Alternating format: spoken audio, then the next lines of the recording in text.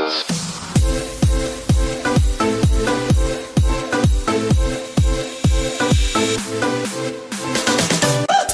nga mga idol, welcome ulit sa another edition ng Birthday TV sa Canada. Ito nga ulit si birthday nila. Hello, kamusta kayo? So yun nga mga idol, walian dito ngayon tayo sa Green Lake. Yeah, hey, yan po mga idol, yan. Malaking lake yan dito sa Whistler. Yes po, yun nga. Tamang explore lang tayo ngayong araw na to. Yan, pinuntahan natin tong lake na to. At malamig na ngayon. Yes mga idol, tingnan nyo mga idol. Yan, mga tao, may mga nagpipicture dun sa dulo. Yan. Tapos yung mountain, no? Tingnan nyo. Ayan, yun. Diba? Nagaano na. Nakita nyo, pagi, tapos frozen na yung taas. Pero nag-i-snow na rin dito nga ngayon mga idol. So, yun nga.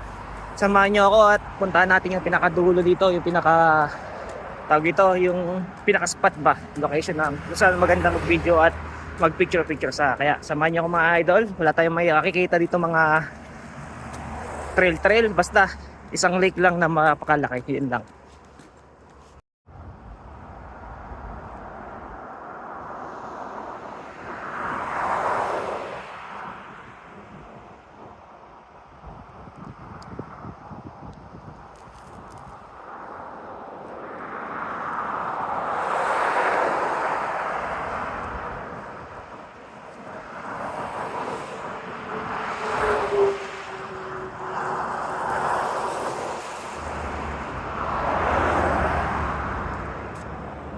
Mga idol, kung makapansin nyo, nasa tabi tayo ng daan, di ba?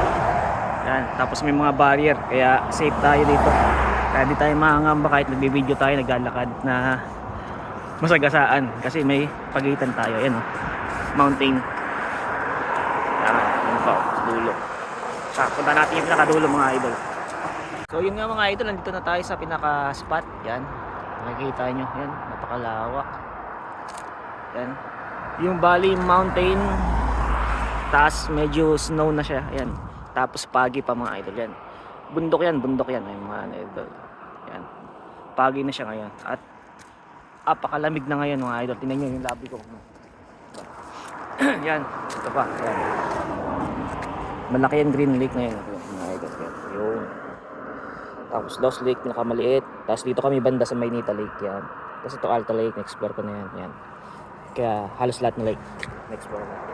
So yun nga. Tara.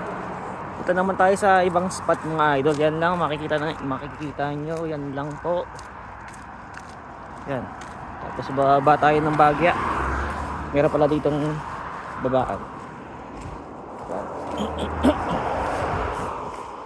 Para up close and personal tayo mga idol. Yun. Yung mga idol, makikita nyo nang malapitan yung Green Lake. Yan. Yan. Tahimik lang dito mga idol. Yun nga lang, maingay lang dito yung highway gawa ng yung mga sasakyan na dumadaan. Yan. So, baba pa tayo na onti. May napakapakan dun. Safe naman mga idol, kaya huwag kayo magkalala. Hindi naman tayo susuong sa isang lugar na hindi tayo safe. Go. Tara, nandito na tayo sa baba. Yun, di ba? Mga idol, oh. Tapos may crocodile pala. Mga idol, walang crocodile dito. Yan, nakikita nyo yan. Tahimik, no? Tapos malinaw pa yung tubig. Yan. So yun nga. Hope na nagustuhan nyo itong ating bagong explore. Wala tayong masyadong nakita. Di na tayo masyadong nag-aakit sa bundok. Gawa ng malamig na, pero tatry pa rin natin pag nag-snow. So yun nga, tamang lake-lake lang muna tayo mga idol. Yan, no? Yan. Tamang lake-lake lang muna tayo. Yan.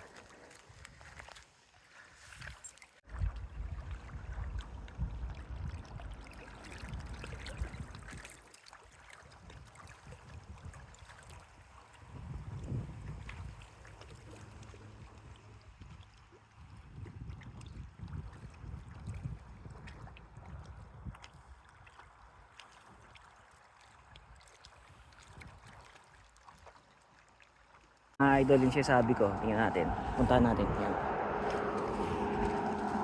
Para medyo malapit naman tayo sa baba-baba yan. So, good. Malamig yan. I-explore pa tayo mga idol. Yan. Yun. At ang nag-ano yung taglagas, pati yung taglamig ngayon. Nagmimix na sila. Ito, wooden platform mga idol. Yan. At ang maganda dito, hindi na mawawala talaga kahit saan ang vandalism. Yes po. Yan. Yun mga idol oh. Love, happiness, friendship. Yan. Caring, amazing, you are beautiful. You matter community. Wow, nice. So ngayon mga idol, check muna natin ito. Mamaya bigla tayo lumubog. Okay, safe tayo dito. Ayan, makita yung mga idol niya. Diba? Tapos doon, may magandang bahay. Ayun oh. Yo. Diba? Malapit sa mountain. Yan. Zoom natin para makita nyo gano'ng kaganda. Yung mga pag na yun mga idol, kung wala yan, yung mga ulap-ulap na yun, makikita nyo yung mountain. At sa taas kasi, nag-i-snow na yun, kaya ganyan mga idol. Yan. Ganda ng kalaka. Ngayon naman, video tayo ng sarili natin yan. Eee! Hello, kamusta kayo? Sana hindi ako mahulog sa tubig. Eee! Yahoo! Ayun. Ayos. Ganda ng idol yung ano no, background. Alam sa totoo nga lang, relaxing dito yung mga idol. Tahimik. Fresh air. Tapos yung lamig. Yun lang. Kalmado ba? Kalmado, tahimik. Tapos makikita mo kalikasan. Saya. Nakakatanggal ng stress kahit paano. Kahit na anong struggle mo sa buhay. Kung may iniisip ka or may problema ka man. Basta dito ka lang sa ito lang. Be one with nature lang, tapos parang nawawala na rin kahit papaano, nababawasan yung isipin mo, problema mo, pakinggan mo yung tubig, yung hangin, tahimik, relaxing. Huwag mo maisipan tumalon dyan, panigurado, sure ball ka dyan.